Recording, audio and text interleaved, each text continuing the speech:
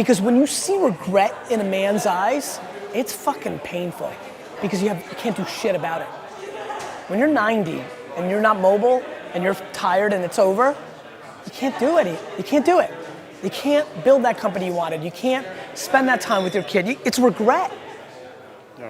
And it fucking drives the shit out of me.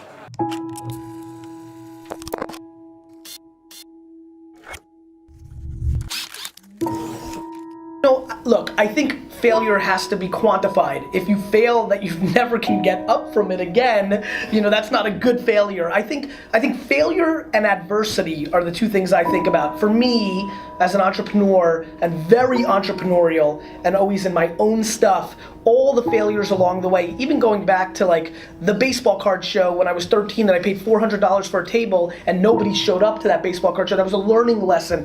Those micro failures were super, super important.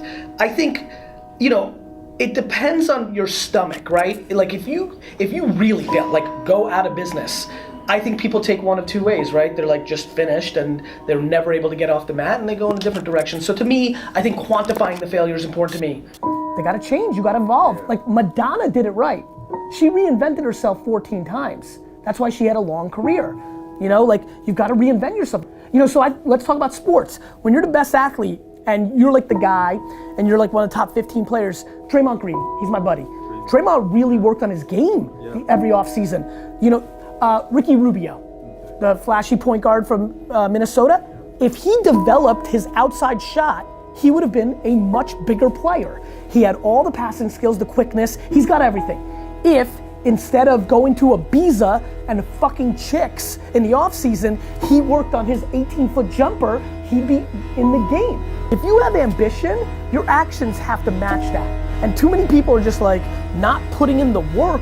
Their mouth is way ahead of their fucking, actions. Like, really? You're gonna be the greatest NBA player of all time? Why? Because you think you got a little handle on the weekends? You need to shoot 15,000 free throws before school every day. What did you do from Friday 5 p.m. until Monday 7 a.m.? I'm just curious, and I don't think you shouldn't have a weekend, but I think everybody's ambition actually is more predicated on their actions than their words. My friends tell me all the time they're so ambitious, and I'm like, if that's true, then you punt leisure, and you punt concerts at Jones Beach, and you work.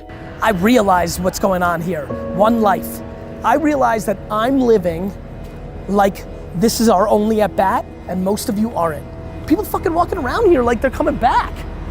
People fucking walking around here like they're coming back.